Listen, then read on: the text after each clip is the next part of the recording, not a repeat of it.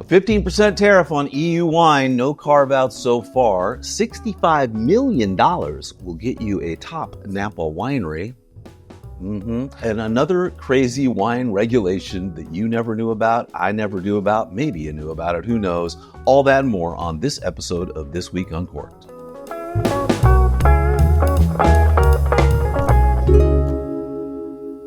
Well, hello and welcome to episode 56 of This Week Uncorked for Monday, August 11th, 2025. I am Brett Martin from Cork and Journey, and if you're not aware, Cork and Journey is your number one source for, well, Corkage fees, as well as winery reviews, wine reviews, restaurant reviews, regional wine guides, and much more. We've got an interesting week in news. Let's get right on into it.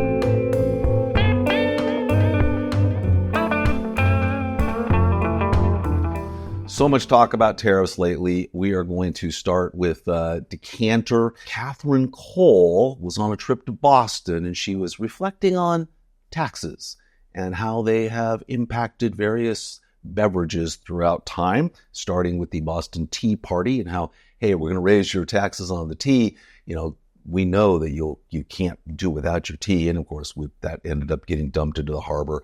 And she has a whole bunch of little anecdotes, a long article on taxes, on food, on beverages, and how it all ties together. Here's a quick bit from that article.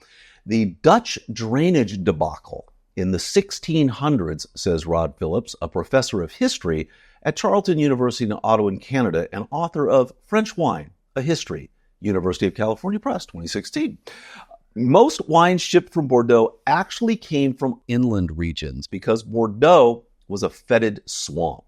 When Dutch engineers showed up, drained the Medoc, and planted vineyards, France freaked out about the number of foreigners in the region and thanked them with punitive tariffs. Because, and this may resonate with some U.S. readers, foreign folks who know about farming should be banished. Anyway, crack me up. There's some really, really great stuff in the article, and I would suggest you check it out.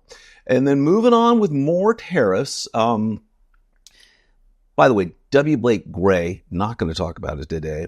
Look it up. He's got an article, I want to say over at Wine Searcher, around how all these tariffs could just get thrown out next week in some court cases. We'll see. Eventually, it's going to go to the Supreme Court. Possibly they'll say Trump administration can't unilaterally do this, but that's not where we are right now. So dealing with the tariffs here, it appears that France and the whole EU is not, the wine part of that is not going to get carved out from this 15% tariff that's being imposed unilaterally across all products inside of Europe. And so bottom line, at least, so there's a whole bunch of articles on this. I'm going to quote one from the BBC, then we'll talk a little bit about Yahoo Finance, but just a couple quick quotes here.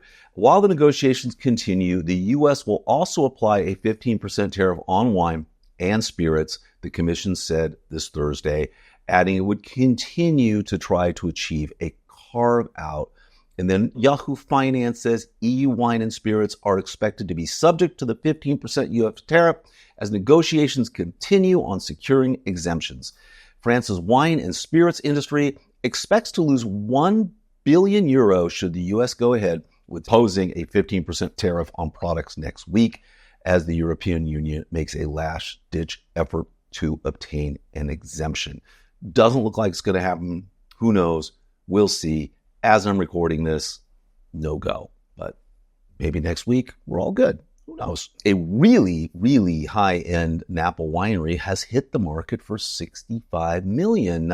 Jess Lander over at San Francisco Chronicle reports that Vineyard 29, a high-tech, high-end estate with 38 acres of vines, a visitor center, is for sale for $65 million. Owner Chuck McMinn hopes to pass the torch to another family, while longtime winemaker Keith Emerson continues the operation during the listing. Maybe you can keep him on board if you buy it. Got some loose change lying around? Pick it up. Here's what it says from the article. The winery is set on a coveted grape-growing soil on the slopes of the Mayacamas Mountains, which it shares with several revered neighbors, including Grace Family Vineyards, Colgan Cellars, Titchin Hill Property, Vineyard 29, best known for its Cabernet Sauvignon, which was once awarded 100 points by Robert Parker and sells for roughly $200 a bottle.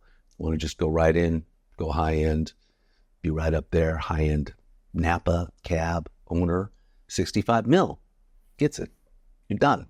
There you go. All right, let's wrap up the news. Wine enthusiasts, I love crazy regulation stories. We talk about them all the time. And this one I had no idea about. Wine enthusiast Sarah Strong talks about Jura and Vingeon, which is their sherry-type wine. It is sold in a 620 milliliter bottle. The crazy part is, up until January 2025, due to some rules we had in the United States, 620 milliliter bottles were not legally allowed with alcohol in them to be imported into the United States. Some detail on this from the article. The Department of Treasury Alcohol, Tobacco Tax and Trade Bureau, the TTB, regulates the size of vessels which alcohol can be imported, bottled, or sold in the United States. The punchy yellow wine, direct translation, is bottled with a distinct squat container called a clavum. These portly 620 milliliter containers didn't meet the long-established rules which specified that wine could only be sold in standard 750 milliliter, 500 milliliter, and 375 milliliter sizes. But after more than half a decade of petitioning to the TTB to expand the standard fill guidelines for wine and spirits, these irregularly shaped and sized bottles were made legal as one of the 13 new fill levels the agency approved in January 2025. So talk about crazy rules and regulations. Who cares? You're allowed to import it in here. Why do you care what size bottle it's in? Anyway, congratulations to winemakers in Jura. You can now legally get your wine to the United States. Although if you read through the article, it was here already. People were bringing it in suitcases, selling it. Nobody seemed to know the law existed half the time. So there you go. And with that, let's get on to our wine and winery of the week.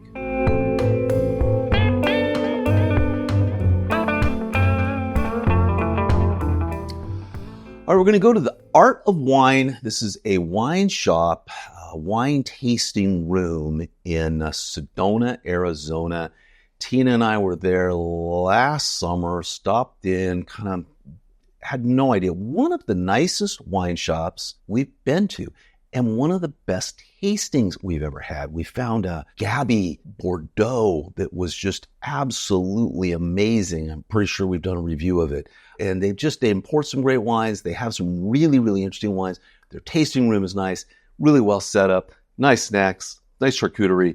It's a cool little place. So if you're in Sedona, look up the Art of Wine. It'll make your day. If you're a wine lover and you're looking for a good place to have some wine when you're in Sedona, check it out. Highly recommend it. And then we're going to move over for wine completely different to the Melville Syrah, Santa Rita Hills. The 2019 Melville, we rated it 92 points, but the kicker on this is it's only $35. Nice wine. We really, really enjoy it. It's not an inky fruit bomb kind of Syrah. You know, it's got some depth, it's got a little strength, pepper, smoke, savory herbs. Anyway, really, really nice Syrah for $35. 2019 Melville Estate Syrah. With that, let's do our restaurant and Corkage of the week.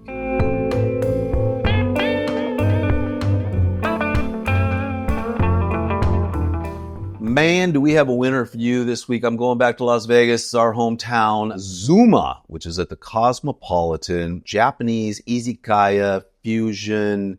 They have a tasting menu. They have a la carte. They've got a beautiful wine list. This was a 5-star. If we can give it 6 stars, probably would have given it 6 stars. It's rare that we're blown away by a restaurant, blown away by the presentation, blown away by the service. Across the board, wonderful, wonderful, wonderful dinner. You've got to go in there, read our review, kind of go in detail all the stuff we have there. But make no mistake, this restaurant is outstanding. Google has 4.5 stars out of 850 guests. That's pretty good. Like I said, we had the chef's premium omakase experience, out of this world.